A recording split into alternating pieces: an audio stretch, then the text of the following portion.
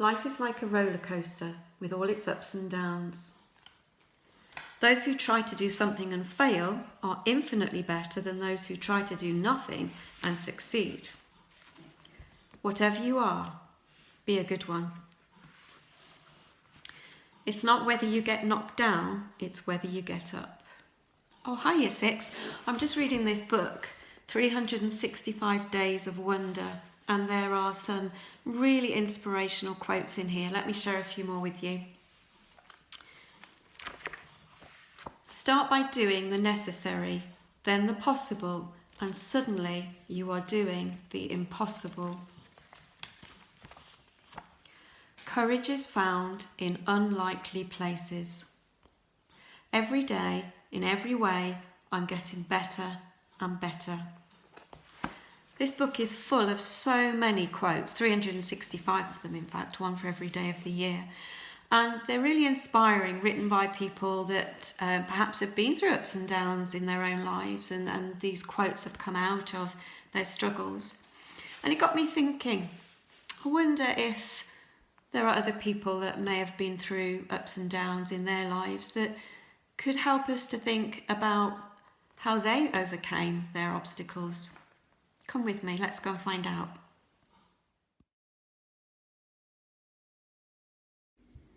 A few years ago, I set myself the challenge of climbing a mountain.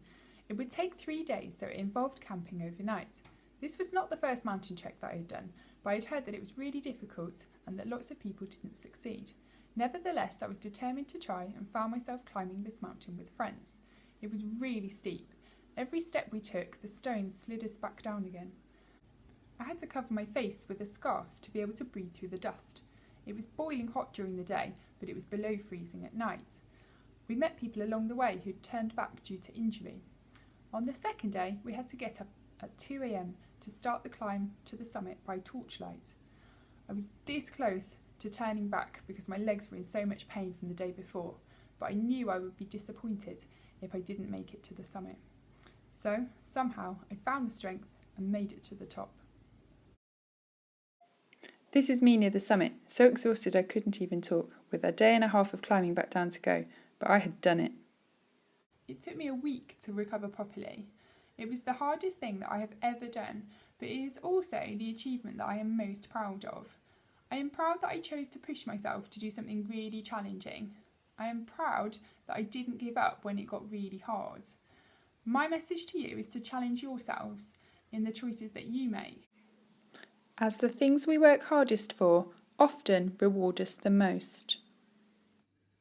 Hi Year 6, I want to tell you all about a time in my life where I achieved something that I had worked on for a long time, and it was a big part of my life that I had to overcome. When I was little, I was born with a perforated eardrum, which meant I have loss of hearing in one of my ears. It also meant that I wasn't allowed to go swimming when I was younger, as I couldn't put my ear under the water. As I got older, my ear got better and I can actually go in the water now. But for a long time, I was really scared about going into deep water because I couldn't swim properly.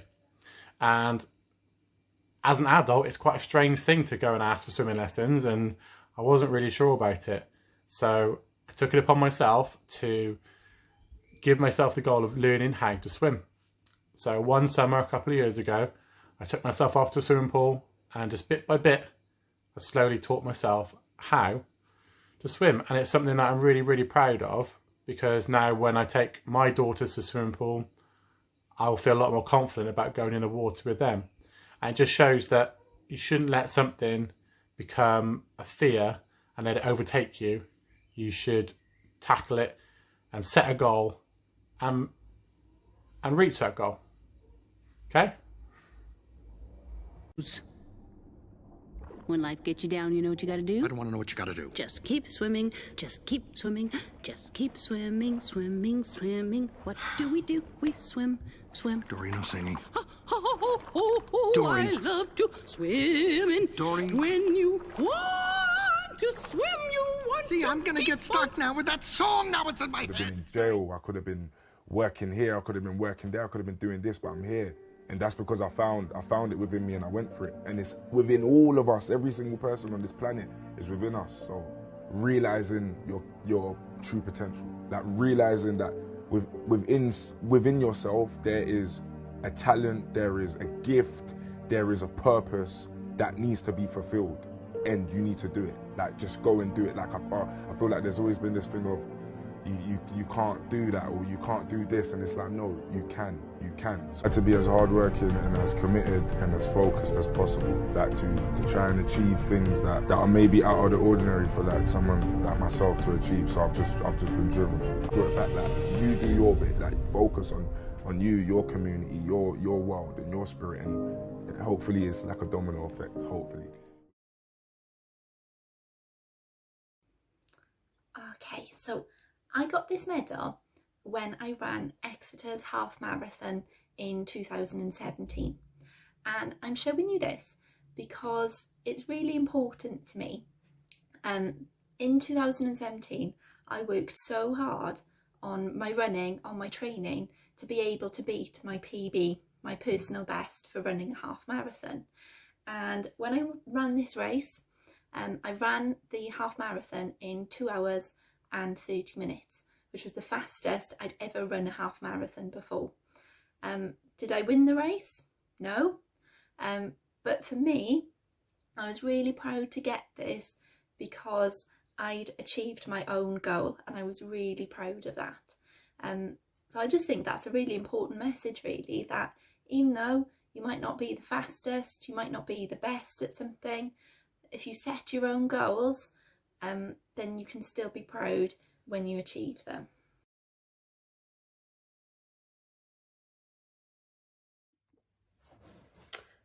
Hi Year 6, so I'm going to tell you something now, and that is that I used to be afraid of everything. I was so anxious growing up. I used to be so scared of talking to new people, but any new situation or scenario just filled me with terror. So I can only imagine that's the same for some of you. I think of some of the big things you're going through now with what's happening, but also things like high school, friendships, they're all major worries. What I realised eventually was that the actual fear was never as bad as what happened even if the worst thing imaginable went wrong. It was always fixable, and it wasn't really worth worrying about. And actually just stepping over that first bit of fear and just going for it with some of these things made you realise, actually, this isn't so bad. And more often than not, it wasn't even that. It was a case of, actually, I'm so glad I did that, because now I can see I was worrying about nothing, and actually I'm so proud of myself.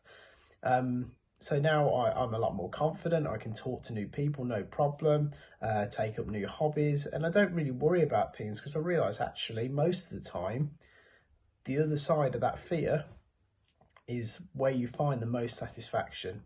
Now, I've not done as good a job as explaining that as Will Smith is about to do. So enjoy this clip. I think you'll like it. Somebody says, yeah, we should go skydiving tomorrow. And you go, yeah, we'll go skydiving tomorrow. Yeah, yeah. And you go, yeah. And everybody goes, yeah. And you go home and you by yourself, you're like, So then that night you're laying in your bed and you just keep, and you're terrified. You keep imagining over and over again jumping out of an airplane, and you can't figure out why you would do that. So you get there, and then you have this safety brief. And you're standing there, and the guys will tell you, well, if the chute doesn't open, what's going to happen is you're doing, well, why the hell, what could happen? So you get onto the airplane, and you're sitting there, and you know, it's extra because you're sitting on some dude's lap, some stranger, trying to make small talk. Yeah, man. So you be jumping with people all the time, huh? So you fly, and you go up to 14,000 feet, and somebody opens the door. And in that moment, you realize you've never been in an airplane with the door open. And you're standing and your toes are on the edge and you're looking out down to death. They say, on 3. 1, 2, and he pushes you on 2 because people grab on 3. And you fall out of the airplane, and in 1 second, you realize that it's the most blissful experience of your life. You're flying. There's zero fear. You realize that the point of maximum danger is the point of minimum fear. The lesson for me was, why were you scared in your bed the night before? What do you need that fear for? Everything up to the stepping out, there's actually no reason to be scared. And then in that moment, all of a sudden, where you should be terrified is the most blissful experience of your life. And God placed the best things in life on the other side of fear. Everybody has a story. What's your story going to be? Everybody has struggles, yet everybody has potential. How we deal with those struggles is what defines us. A famous man, well before your time, once said, "There can be no passion found in playing small and settling for a life that is less than what we're capable of." I have lived by that mantra, as well as the words, "Without struggle, there is no progress." Growing up, moving around with separated parents, being the only mixed race family in the area was a test. Being bullied at school for my skin colour and my hair was a test. Being told at 15, just before my exams, that I would never achieve was a test. Not being a confident speaker was a test. Still is a test. Life is a test, and life has its struggles, but giving up can never be an option. If it were easy, there would be no Will Smith. If it were easy, there'd be no Ariana Grande, no Taylor Swift, no Stormzy, no Skepta, no Bruno Fernandes. If it were easy, there'd be no Mrs. Green. So, stay focused, stay determined, accept failure, yet keep driving on. Ignore the negativity, and you will achieve. I would like to share with you the story behind this picture, which was taken last year on Arthur's Seat in Edinburgh. Arthur's Seat is a large hill, in fact, and it's an extinct volcano. And what I want to share with you is a little bit of the story behind the picture. Now, I've always loved mountain climbing in the Lake District, in Wales, and in summer holidays I would often go to Switzerland and climb very high mountains there. But a few years back I was unwell and I had to have an operation and I had to have some treatment, and it all went really well. The doctors made me well again. And all that was great, but one thing that I wasn't expecting was that I was left with very low energy levels. And that meant that it was very difficult to do the things that I previously had enjoyed doing. Even walking across the road or around the park took a huge amount of energy. So I set myself a goal that I wanted to climb a mountain again. And there were times when I got really frustrated, where I just couldn't seem to walk very far at all, and I just feel like giving up and thinking I'm never going to climb a mountain again. But friends and family really encouraged me, and with their help I broke it down into small steps. I didn't think about the mountain, I thought about how many steps could I walk today, how many steps could I increase that by the following week, and if I had days where it was a struggle, I'd just rest. I had to learn to accept my limits. But I didn't let my limits stop me from achieving my goal. So last year, as I say, when we were in Edinburgh, I looked up at this hill and I thought, I'm not going to be able to climb that. It's too high, I won't be able to do it. It was small compared to what I'd climbed before that, but at that point in my life, it was a huge hill. Anyway, with my husband's encouragement, I got to the top, and you could see from the picture that I was celebrating. It was a huge achievement. Now, I've still got a way to go because Arthur's Seat was a large hill. I haven't yet climbed a mountain. So my goal is not completely finished. I'm still striving towards that end point. But I'm going to get there. Watch this space. I'm going to get there.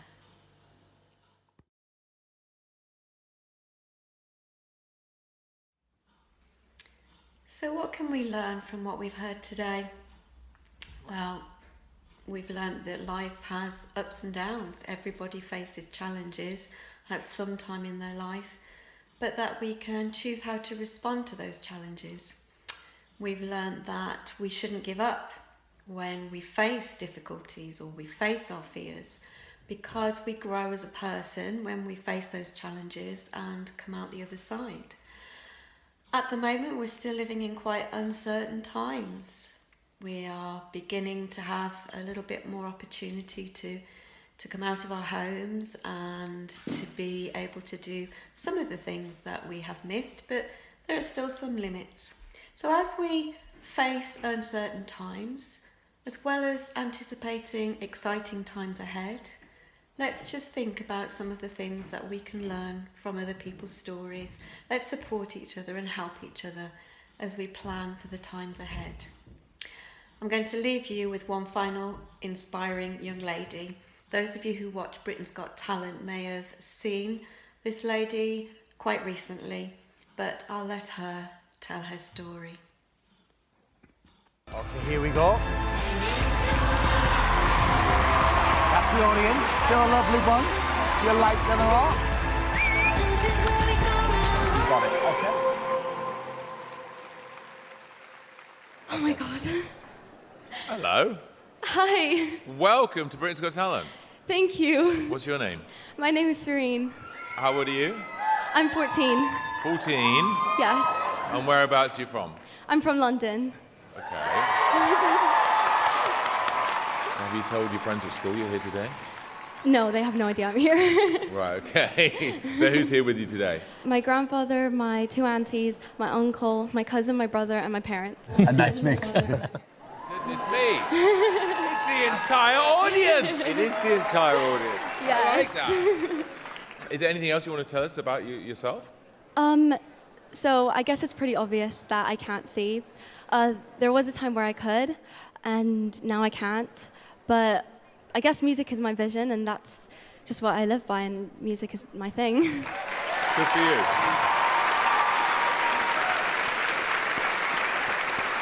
Well, we're all rooting for you.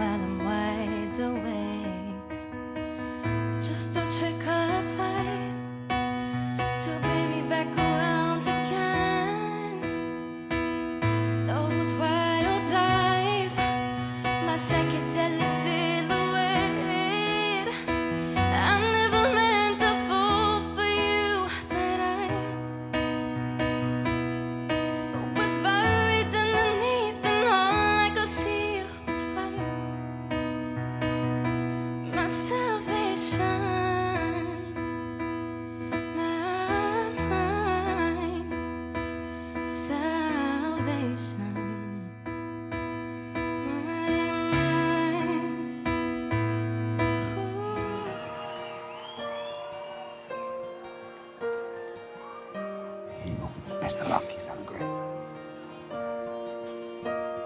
Well done, Serene. What you couldn't see was the whole of the Palladium on their feet applauding you because they love you.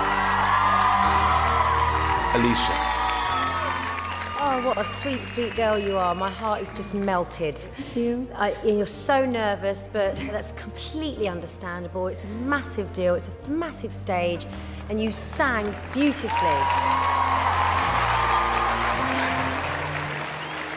I just found the entire audition so poignant. You're just so beautiful and vivacious. You kind of just exude lightness. Oh my gosh, thank you. It was just brilliant. Thank you.